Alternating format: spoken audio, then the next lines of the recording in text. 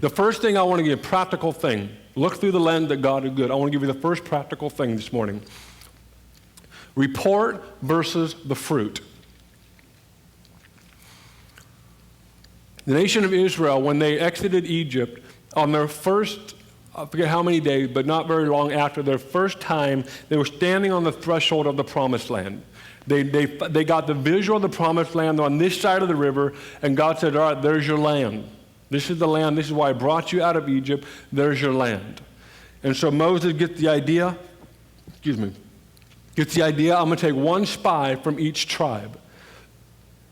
And I'm going to send them into the promised land to get fruit, to spy out the land, bring back something. I don't know if it was done out of fear or panic, or if it was done out of faith. I have no idea. But they went in and they came back, and they brought back grapes, pomegranates, and fig, and they brought back something else that's called a report.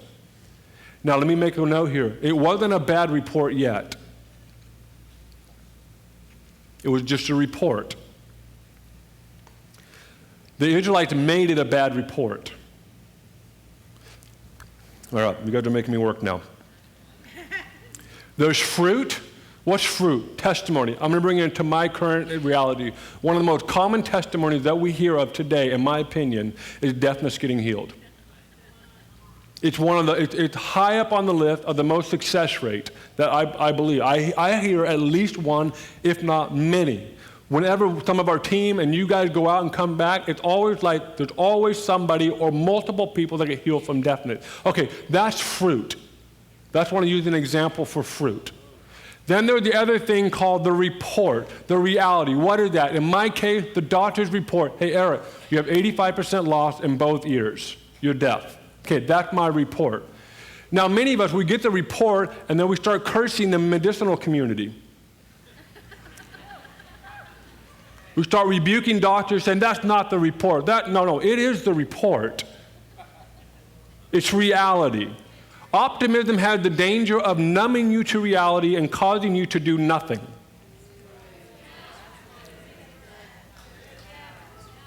There are two types of optimism. There's an optimism that feels faith, then there's an optimism that's complete ignorance.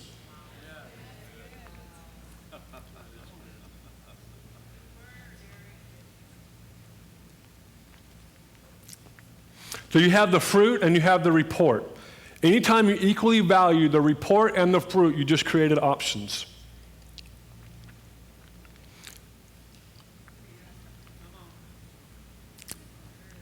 So what is the report?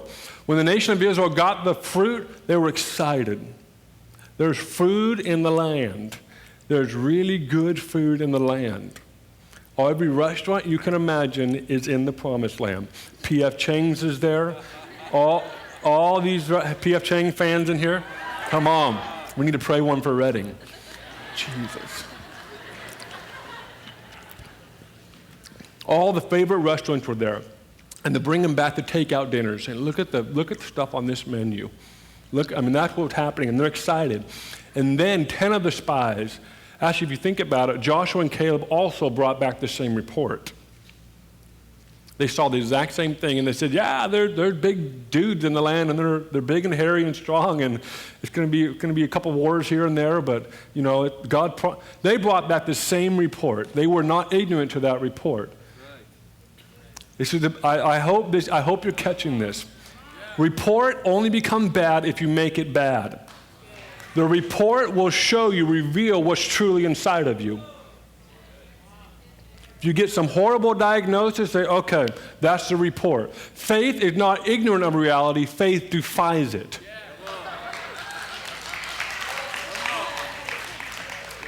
And what I want to challenge you this morning is that when you get a report, just don't value it the same as the fruit. That's the point. It's still a report. It's still true, as much as we don't like saying it, but we live in a different reality. I believe it was Winston Churchill during Hitler's reign, when Hitler was expanding his empire and taking over Europe and other parts of the world. As he was expanding, Winston Churchill, if it's not him, it's somebody else, but it's one of those guys. Winston Churchill, he had an office called the Statistical Office. In this office, their responsibility was clearly to gather the report of what Hitler was doing. Now, it would have been dumb for Churchill to say, oh, he's not doing that.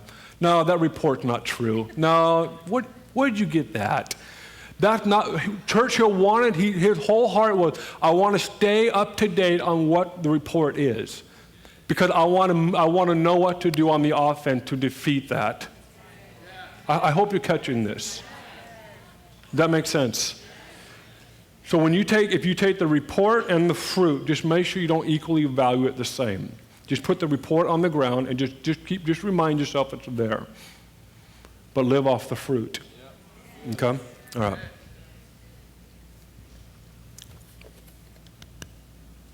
Next one is fear. Fear is not your friend. Fear is a monster.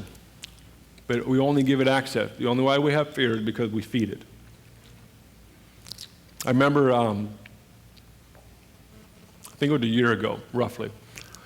And I woke up one morning and this thought entered my head. And it entered my mind before, but for some reason it took root. I let it, apparently. And this is what came through my head. I'm 85% lost in my ears, in both ears. So I wear one hearing aid. There's a reason why I only wear one, but that's another story. And so the hearing aid helped me do what I do now. And I woke up one morning, and there'd been no decrease or increase in hearing in all 31 years. It's just been the same. Going for testing, it's all the same, it's all the same. And I woke up one morning with this thought, and this is what the thought was: what if I lose all my hearing? And boy, it set me on this 2 weeks of freak out.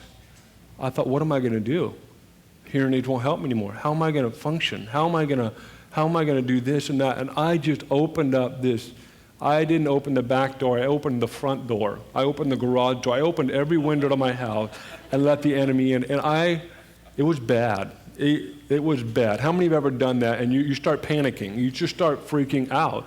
And it's so freaky. It becomes like everything you do revolves around that. And I remember freaking, just panicking. And in Weaverville, we bought our first home there. And in the first year, we remodeled it like crazy. It was our first home, 900 square foot, 2-bedroom, 1 house, and we just loved it. It was a dump when we bought it, but it was a beauty when we left. And so we remodeled this thing, and between my property and the neighbor's property, there was a grapevine, an arbor that was basically destroyed. It was just rotted out. And then there was a fence that needed to be replaced. And so talking to the neighbors, said, hey, I'll pay for the fence, and we'll split the cost on the arbor, and we decided all that. But the one thing is we couldn't find out, before we decided to do that, I couldn't find out if the grapevine was mine or his. We had no idea. So we looked up when we buy the house, you got the property markers, and we're trying to check where's our actual property at. We knew the general area, but there's one where that grapevine, is it on his property or my property? And that's how we got to the point, said, let's just split the cost and we'll just put it in the same spot and leave it. But it'd be real easy for me to, if he wasn't looking, to move it over a foot, because there was no marker there. I mean, I can gain some land here for free. I wouldn't do that. I'm just giving this example here. But I can move it over a foot and just plant it there. And the fence, I could shift the fence just a little bit to make that line look nice. See, what the enemy never does is he never lands in the middle of your property and sabotages the middle. The enemy will only give access on the edges. Anybody that's been that's an alcoholic, they didn't start out that way.